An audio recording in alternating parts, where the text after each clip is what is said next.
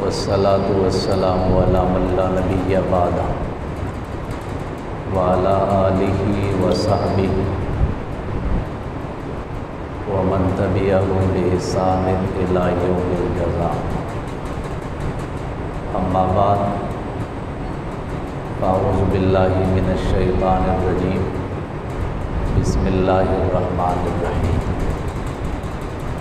ولا تقولوا لمن يقتل في سبيل الله أموات بل أحياء ولكن لا تشعرون. قال الله تعالى في مقام آخر رضي الله عنهم ورضوا عنه. قال النبي صلى الله عليه وسلم إن الله جعل الحق على لسان عمر وقلبي أو كما قال رسول الله صلى الله عليه وسلم. فقال النبي صلى الله عليه وسلم الحسن والحسين سيدا شباب أهل الجنة. صدق الله مولانا العظيم وصدق رسوله النبي الأمي الكريم ونحن على ذلك لمن الشاهدين والشاكرين والحمد لله رب العالمين. رب زدني علما رب زدني عملا سبحانك لا علم لنا إلا ما علمتنا إنك أنت العليم الحكيم. تمام ساتھی درود شریف پڑھیے. اللهم صل على سيدنا ومولانا محمد وعلى آل سيدنا ومولانا محمد وبارك وسلم. قابل عزت احترام واجب التکریم بزرگوں، بھائیوں، دوستوں، حضرات کے حکم پر اس عظیم مسند میں جمعہ کے عظیم الشان اجتماع کے موقع پر آپ سے مخاطب ہونے کا شرف حاصل ہو رہا ہے. خداوند عالم سے دعا ہے کہ وہ ذات قدیر ہمیں قرآن و سنت کے مطابق زندگی کے لمحات گزارنے کی توفیق عطا فرمائے. مہینہ چونکہ محرم الحرام کا چل رہا ہے اور یقیناً آپ سب کے علم میں یہ بات موجود ہے، اس مہینے کی پہلی تاریخ ہمیں مراد پیغمبر سیدنا فاروق اعظم رضی اللہ تعالیٰ عنہ کی شہادت کی تاریخ ہے، اور 10 محرم کی تاریخ ہمیں نواز رسول سیدنا حسین رضی اللہ تعالیٰ عنہ کا واقعہ ہمیں یاد دلاتی ہے. تو اس وقت میرے سامنے یکم محرم کی تاریخ بھی ہے اور 10 محرم کی تاریخ بھی ہے، اور اسی طرح یقیناً یہ بھی آپ سب کے علم میں ہے کہ 1-2 دن بعد آزادی کی تاریخ آنے والی ہے اور قوم اس وقت یوم آزادی منانے کے لیے تیاریوں میں مصروف ہے. تو میں مختصر وقت میں ان ساری باتوں کو مد نظر رکھتے ہوئے نکات کی صورت میں چند ایک باتیں آپ کے سامنے رکھوں گا، اور آغاز میں یکم محرم کی مناسبت سے کرتا ہوں، اور اپنی گفتگو کا آغاز 1400 سال پہلے مکہ مکرمہ میں منعقد ہونے والی ایک کھلی کچہری کے تذکرے سے کرنا. فاروق اعظم کا دور ہے، اور فاروق اعظم رضی اللہ تعالی عنہ اپنے دور میں ایام حج میں کھلی کچہری منعقد کیا کرتے تھے، جس کا مقصد یہ ہوتا تھا کہ لوگ آئے اور اس کچہری میں آ کر امیر المومنین کے سامنے، خلیفۃ المسلمین کے سامنے اپنے مسائل کا تذکرہ کریں اور اپنے گورنروں کے حوالے سے، اپنے قاضیوں کے حوالے سے، اپنے ذمہ داروں کے حوالے سے اگر کوئی شکایات ہے ان کا تذکرہ کرے، ذاتی مسائل کا تذکرہ کرے، اپنے معاشرتی مسائل کا تذکرہ کرے، اپنے علاقائی مسائل کے بارے میں خلیفۃ المسلمین کو آگاہ کرے۔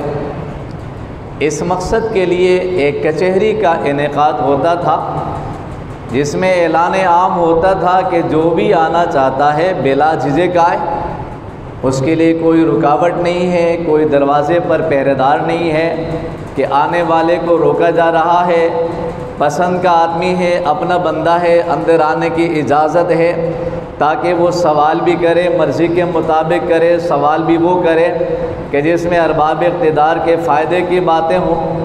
جیسے کہ ہمارے ہاں ایسا ہی ہوتا ہے، کچہریاں ہوتی ہیں، اعلان تو ہوتا ہے کہ کھلی کچہری ہے، لیکن آنے کی اجازت ہر ایک کو نہیں ہوتی۔ ان کو آنے کی اجازت ہوتی ہے جو ان کے اپنے بندے ہوتے ہیں، اور وہ آنے کے بعد پھر کوئی سوال یا اعتراض کی صورت میں نہیں، مسائل کے انبار کی صورت میں نہیں، بس ارباب اقتدار کی تعریف پر باتیں کریں گے، ان کی حمایت میں باتیں کریں گے، ان کے مدح و ثنا میں باتیں کر کے چلے جائیں گے۔ لیکن وہاں کی کھلی کچہری ایسے نہیں ہوتی تھی، وہاں پر اجازت ہوتی تھی کہ آنے والا کوئی بھی ہے بلا جھجک آ جاتا ہے اور آ کر امیر المومنین کے سامنے، خلیفۃ المسلمین کے سامنے وہ اپنی بات رکھتا ہے، اپنے مسائل کو رکھتا ہے۔ ایسے ہی حج کے موقع پر ایک کچہری منعقد ہو گئی۔ امیر المومنین خلیفۃ المسلمین، سسر پیغمبر، مراد پیغمبر جناب عمر ابن خطاب رضی اللہ تعالیٰ عنہ موجود ہیں۔ آنے والے آ گئے، سب آ گئے، کسی کے لیے کوئی رکاوٹ نہیں تھی۔ ایک دیہاتی آدمی کھڑا ہو گیا اور آ کر کہنے لگے، امیر المومنین، آپ نے مصر میں ایک شخص کو گورنر بنایا ہے جس کا نام ہے عامر ابن حارث، مجھے اس گورنر کے بیٹے نے کوڑے مارے ہیں اور اس نے مجھے ذلیل کر دیا ہے، میں یہ شکایت لے کر آج آپ کی عدالت میں اس کچہری میں آیا ہوں۔ امیر المومنین خلیفۃ المسلمین کے سامنے یہ مسئلہ آ گیا۔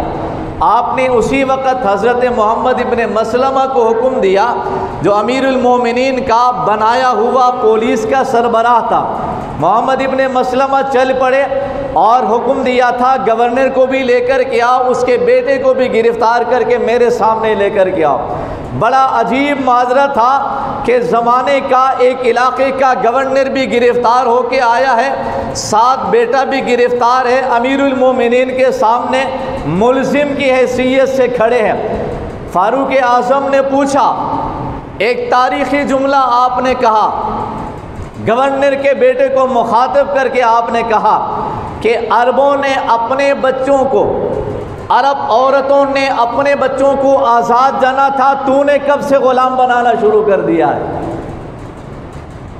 عرب عورتوں نے اپنے بچوں کو آزاد جانا تھا، یہ تو نے ان کو کب سے غلام بنانا شروع کر دیا؟ تمہیں اختیار کس نے دیا ہے؟ اور یہ جملہ کہنے کے بعد فاروق اعظم رضی اللہ تعالیٰ عنہ نے گورنر کو اور اس کے بیٹے کو مخاطب کر کے کہا، آپ نے اس دیہاتی کو کوڑے مارے ہیں، قصور اس کا کوئی نہیں ہے، لہذا جواب میں یہ بھی تمہیں کوڑے مارے گا، برداشت کرنا پڑے گا، تمہیں برداشت کرنا پڑے گا۔ فاروق اعظم رضی اللہ تعالیٰ عنہ نے حکم دیا، دیہاتی کھڑا ہو گیا، گورنر کے بیٹے کو ہزاروں افراد کے اجتماع میں کوڑے مار رہا ہے، اور بیٹے کی باری آئے تو اس شخص نے کہا، گورنر کی باری آئی، اس نے کہا اب میں معاف کر دیتا ہوں۔ یہ ہوتا ہے خلافت راشدہ کا نظام۔ امیر المومنین ہے، اپنے عمل سے بتا دیا ہے کہ جرم کرنے والا کوئی بھی ہو، کوئی بھی جرم کرنے والا ہو، وہ گورنر کا بیٹا ہو یا وزیر اعلیٰ کا بیٹا ہو، وزیر اعظم کا بیٹا ہو یا صدر کا بیٹا ہو یا خود صدر کی حیثیت رکھتا ہو، استثناء کسے بھی حاصل نہیں ہے، جرم کرنے والا کسے باشد اسے سزا دی جائے گی۔ یہ قانون پیغمبر کا بنایا ہوا ہے، ایسا نہیں ہوتا ہمارے ہاں کی طرح جرم کرنے والا کوئی اور ہوتا ہے، سزا کسی اور کو دی جاتی ہے۔ جرم کرنے والا غریب کا بچہ ہو گرفتار ہو جائے گا، سزا ہو جائے گی، لیکن امیر کا بچہ ہے، ارباب اقتدار کا بچہ ہے، ان سے تعلق و نسبت رکھتا ہے، کوئی پوچھنے والا نہ ہو۔ یہ نظام ہمارے ہاں چلتا ہے، خلافت راشدہ میں ہر ایک کے ساتھ انصاف کا معاملہ ہوتا ہے۔ یہ بات سمجھ آ رہی ہے کچھ؟ تو فاروق اعظم رضی اللہ تعالیٰ عنہ نے ایک جملہ کہا کہ عربوں نے اپنے بچوں کو آزاد جنا تھا، تم نے ان کو کب سے غلام بنانا شروع کر دیا؟ تمہیں کس نے اختیار دیا ہے؟ تمہیں کس نے اختیار دیا ہے؟ یہ جملہ یاد رکھیے تاکہ اگلی بات سمجھ میں آ جائے۔ حضرت عمر نے فرمایا کہ عرب عورتوں نے اپنے بچوں کو آزاد جنا ہے، تم نے ان کو غلام بنا دیا ہے، یہ اختیار تمہیں کس نے دیا ہے؟ میرے بھائیو، یہ وہ واقعہ ہے، فاروق اعظم کے یہ وہ تاریخی الفاظ ہیں جن الفاظ کی بنیاد میں ایک جرمنی کی لڑکی فاروق اعظم رضی اللہ تعالیٰ عنہ کی شخصیت سے متاثر ہو کر ہزاروں کتابیں فاروق اعظم کے عنوان پر اپنی لائبریری میں جمع کر رکھی ہے۔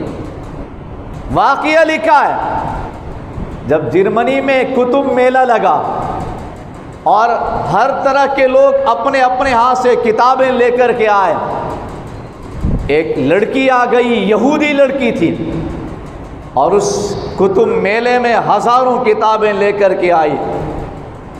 عجیب بات ہے، یہ ساری کتابیں ایک شخصیت کے متعلق تھی۔ صحافیوں نے گھیر کے پوچھا، ایک شخصیت کے متعلق یہ ساری کتابیں جمع کی ہے آپ نے، کیا ماجرا ہے؟ وہ شخصیت کون ہے؟ اس خاتون نے جواب دیا، جس شخصیت کے متعلق میں نے یہ ساری کتابیں جمع کی ہے، اس شخصیت کا نام عمر بن خطاب ہے۔ اس شخصیت کا نام عمر بن خطاب ہے۔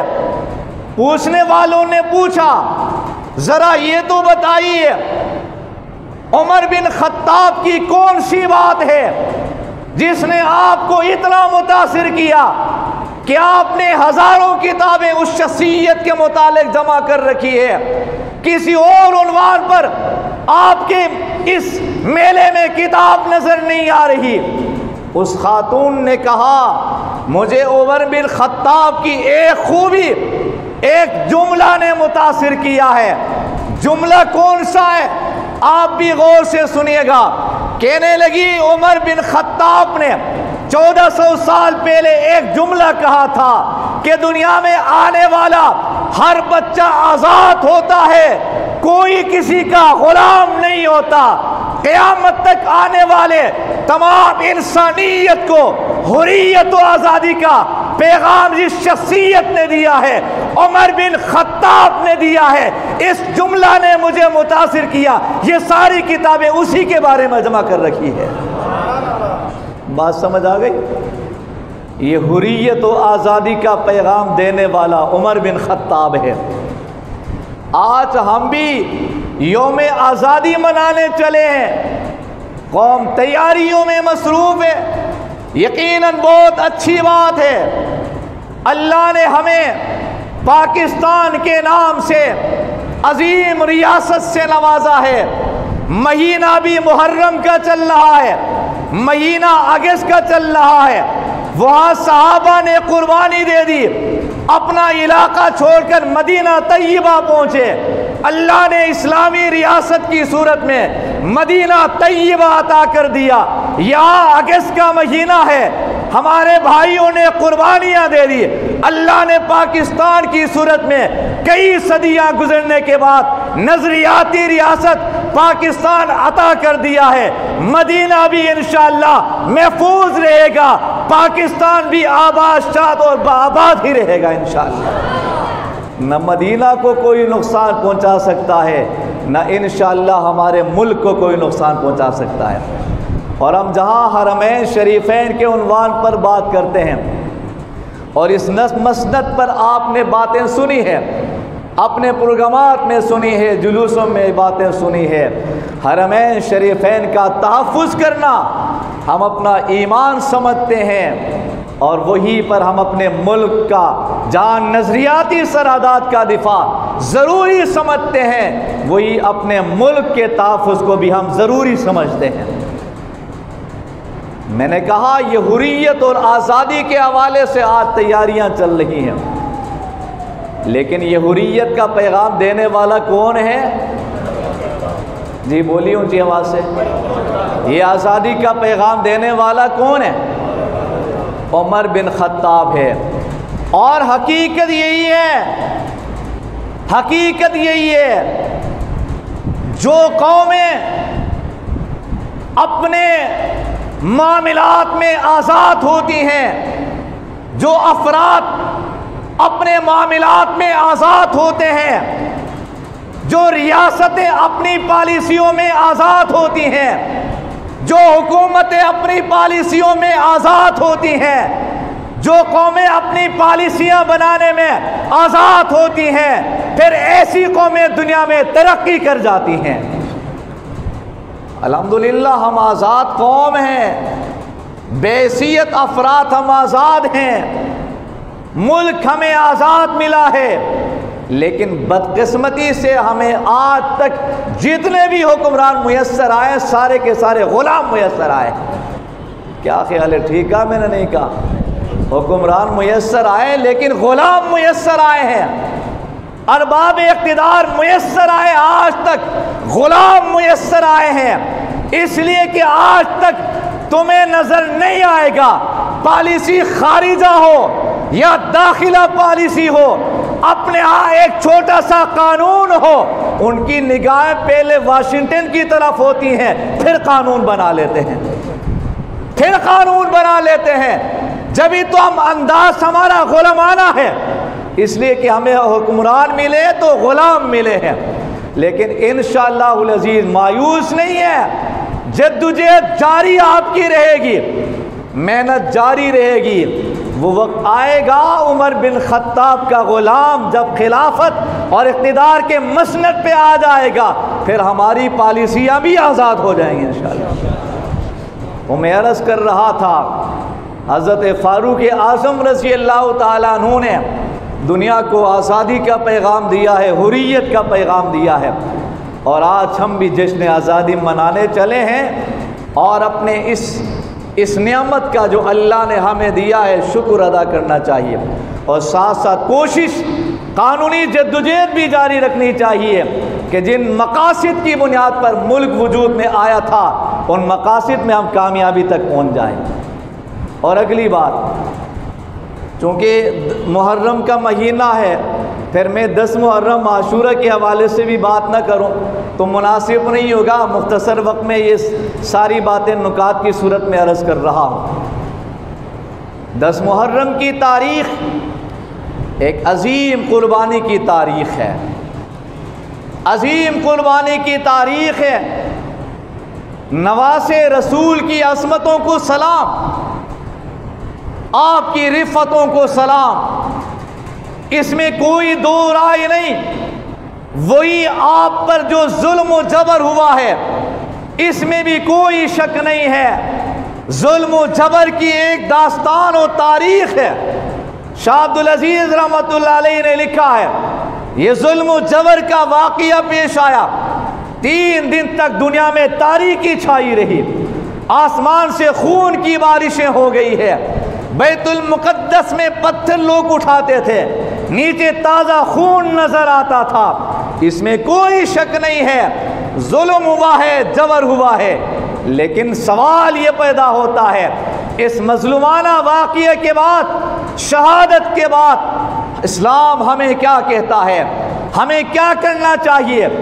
دل چاہتا ہے جب میں اس واقعے کو دیکھتا ہوں، مظلومانہ شہادتوں کو دیکھتا ہوں، خاندان رسول کے مظلومانہ واقعات کو دیکھتا ہوں، دل چاہتا ہے ہم بھی رونا شروع کر دیں، دل چاہتا ہے ہم بھی ماتم کرنا شروع کر دیں، لیکن پھر دیکھتے ہیں، پھر ہم دیکھتے ہیں، تاریخ میں دیکھتے ہیں، قرآن و سنت میں دیکھتے ہیں کہ رسول اللہ کے دور میں بھی کسی کی شہادت کا واقعہ پیش آیا نہیں آیا، اور اگر آیا ہے تو حسین کے نانا کا کیا کردار رہا ہے، حسین کے نانا نے کیا کیا ہے، حسین کے نانا کی کیا تعلیمات ہیں۔ رونا چاہیے، ماتم کرنا چاہیے یا صبر کرنا چاہیے؟ میں نے دیکھا، نظر آیا، نبی کا زمانہ ہے، دور نبی کا ہے، شہید ہونے والا نبی کا چچا ہے جسے نبی نے سید الشہداء کہا، لیکن میرے نبی نے ماتم نہیں کیا ہے۔ بولو، نبی نے ماتم؟ حضرت حمزہ کی شہادت پہ ماتم نہیں کیا ہے۔ جی ہاں، میں نے دیکھا، علی المرتضیٰ ہے، شیر خدا ہے، چچا حمزہ شہید ہوا ہے، لیکن علی المرتضیٰ کو میں نے ماتم کرتے نہیں دیکھا۔ اور آگے بڑھیے، یہی حسین ہے، سیدنا حسین ابن علی ہے، نواسے رسول ہے، علی المرتضیٰ کا خون ہے، فاطمہ کے لخت جگر ہے، جنتی جوانوں کے سردار ہیں۔ آپ کی حیات طیبہ میں بابا علی شہید ہوا، لیکن میں نے دیکھا حسین بھی ماتم کرتا نظر نہیں آیا، حسین بھی ماتم کرتا نظر نہیں آیا۔ معلوم ہوا ماتم کرنا یہ حسینیت نہیں، یزیدیت ہے۔ یہ ماتم کرنا حسینیت نہیں ہے، یہ حسینی تعلیمات نہیں ہے، یہ حسین کے نانا کی تعلیمات نہیں ہے۔ حسین کے نانا کا تو پیغام یہ ہے، لیس منا من ضرب الخدود وشق الجیوب ودعا بدعوی الجاہلیہ، جو زمانے جاہلیت کا انداز اختیار کرتا ہے، گریبان چاک کرتا ہے، اپنے آپ کو پیٹتا ہے، مارتا ہے، اللہ کے رسول کا فرمان ہے اس کا مجھ سے اور میری امت سے کوئی تعلق نہیں ہے۔ یہ تعلیمات ہمارے سامنے ہے، تو معلوم ہوا کہ یہ ماتم و سینہ کو بھی کرنے والوں کا اللہ کے رسول سے کوئی تعلق ہے؟ امت مسلمہ سے کوئی تعلق ہے؟ امت مسلمہ سے کوئی تعلق؟ بات سیدھی ہے، نہ ان اعمال کا اسلام سے کوئی تعلق ہے اور نہ ان اعمال کے مرتکبین کا اسلام سے کوئی تعلق ہے۔ یہ واضح پیغام ہے اور بلا جھجک پیغام ہے، دلائل کی بنیاد پر ہے۔ کسی اور ممبر سے آواز آئے نہ آئے، کہیں اور سے یہ صدا تمہیں سننے کو سنائی دے یا نہ دے، لیکن انشاءاللہ العزیز حضرت اخنواس کے قافلے کا ایک ایک فرد بھی زندہ رہے گا، تمہارے سامنے یہ حقیقت آشکارا ہوتا رہے گا، یہ حق کی صدا سننے کو ملتی رہے گی، اور دنیا کو بتایا جائے گا کہ ان اعمال کا جو محرم کے دنوں میں کراچی کی سڑکوں میں نظر آتے ہیں، ان کا نہ حسین سے تعلق ہے، نہ حسین کے نانا سے تعلق ہے، نہ اسلام سے ان کا کوئی تعلق ہے، نہیں ان کے کرنے والوں کا کوئی تعلق ہے۔ بات واضح ہے۔ روئے کیوں؟ ماتم کیوں کرے؟ یہ وہ نعمت عظمیٰ ہے جس کی خواہش خود میرے نبی نے کی ہے، یہ وہ خواہش، یہ وہ نعمت ہے جس کی خواہش اور آرزو خود میرے نبی صلی اللہ علیہ وسلم، لوددت ان اقتل فی سبیل اللہ ثم احیا ثم اقتل ثم احیا ثم اقتل، محمد کریم نے فرمایا میری خواہش ہے کہ میں اللہ کے راستے میں شہید ہو جاؤں، زندہ کیا جاؤں، پھر شہید ہو جاؤں۔ میرے بھائی، حضرت حسین رضی اللہ تعالیٰ عنہ کو شہادت کی نعمت ملی ہے، یہ وہ آرزو ہے جو میرے نبی نے فرمائی۔ کسی حکمت کی بنا پر اللہ نے میرے نبی کو براہ راست شہادت کے منصب پہ فائز نہیں کیا، لیکن حسین کے واسطے سے اللہ نے یہ رتبہ عطا کیا ہے۔ یہ بات سمجھنے کی ہے، حسین کے واسطے سے اللہ نے میرے نبی کی اس خواہش کو بھی پورا کیا ہے۔ تو اگر حسین کو اتنی بڑی نعمت اور عظمت مل گئی ہے، پھر ہم اس پر ماتم کریں، آ کریں یا واہ واہ کریں؟ کیا کرنا چاہیے؟ اس لیے الحمدللہ ہمارے حضرت فاروقی صاحب کا، ہمارے قائدین کا پیغام یہ ہوتا ہے کہ نواسے رسول نے کوئی بزدلی نہیں دکھائی کہ ہم ہائے ہائے کریں، پیچھے نہیں ہٹا کہ ہم ہائے ہائے کریں، بھاگا نہیں کہ ہم رونا شروع کر رہے، ارے بزدلی نہیں دکھائی کہ ہم رونا شروع کریں، ارے حسین نے ڈٹا ہے، صبر و استقامت کا مظاہرہ کیا ہے، مسند پہ غلط آدمی نظر آیا، میدان میں آیا ہے، ڈٹ کر مقابلہ کر کے جام شہادت نوش کیا ہے، اس لیے ہائے ہائے نہیں کرتے، واہ حسین کرتے ہیں۔ کیا کرتے ہیں بھائی؟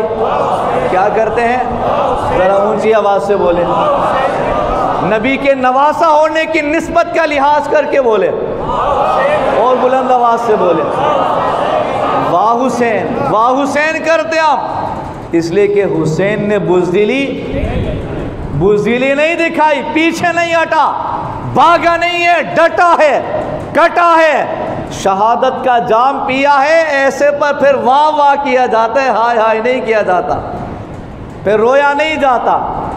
اتنا بڑا مقام حضرت حسین کو ملا، اس لیے ہم سلام پیش کرتے ہیں، اور اتنی بڑی نعمت شہادت کی ہے، اتنی بڑی نعمت شہادت کی ہے۔ یہ میں بات ختم کر رہا ہوں، یہ آخری حدیث سنا رہا ہوں، نسائی شریف کی حدیث ہے، نسائی شریف کی حدیث ہے، قیامت کے دن جنتی سارے جنت میں چلے جائیں گے، رب ذوالجلال جنتیوں کو مخاطب کر کے پوچھے گا، میرے بندو ذرا بتاؤ تمہاری کوئی خواہش، کوئی تمنا باقی ہے؟ سارے جنتی عرض کریں گے، یا اللہ آپ نے جہنم سے بچا لیا اور ہمیں جنت میں آپ نے داخل فرما دیا، یہ جنت کی نہریں اور نعمتیں ہمیں مل گئی ہیں، یہاں کے حور و غلمان مل گئے ہیں، یا اللہ ساری نعمتیں ہمیں مل گئی ہیں، ہمیں اور کیا چاہیے؟ ذرا توجہ سے سن لینا، جنتی کہیں گے یا اللہ جنت میں آ چکے ہیں، سب نعمتیں مل گئی ہیں، اور یقیناً ایسا ہی ہوتا ہے، آدمی کی خواہش، مومن کی خواہش یہی ہوتی ہے کہ وہ جنت میں جائے، جنت کی دعا کرتے ہیں۔ ذرا سن لینا، شہید کا مقام سمجھ آئے گا، شہید اٹھے گا، اللہ کے حضور عرض کرے گا، ربا میری ایک تمنا ہے، میری ایک آرزو ہے، خواہش ہے، ان ترددہ الی الدنیا لیقتل فی سبیلک 10 مرات، اے اللہ آپ مجھے دنیا میں واپس بھیج دے۔ سوال پیدا ہوگا کیا کرنے جا رہا ہے، کیا مقصد ہے دنیا میں جانے کا؟ جواب آئے گا لیقتل فی سبیلک 10 مرات، اے اللہ میں ابھی 1 مرتبہ جان دے کر آ چکا ہوں، میں اسی طرح 10 مرتبہ جان دے کے آنا چاہتا ہوں، میں 10 مرتبہ جان دینا چاہتا ہوں، اس لیے کہ جو مزہ دین کی سربلندی کے لیے، اسلام کے غلبے کے لیے، اللہ کی کبریائی کے لیے، رسول اللہ کی ناموس کے لیے، آپ کی جماعت کی ناموس کے لیے، آپ کی جماعت کی عصمت کی خاطر جان دینے میں جو مزہ آتا ہے وہ مزہ کہیں اور نہیں آتا، اس لیے شہید کہے گا یا اللہ ہمیں دنیا میں واپس بھیج دیجیے۔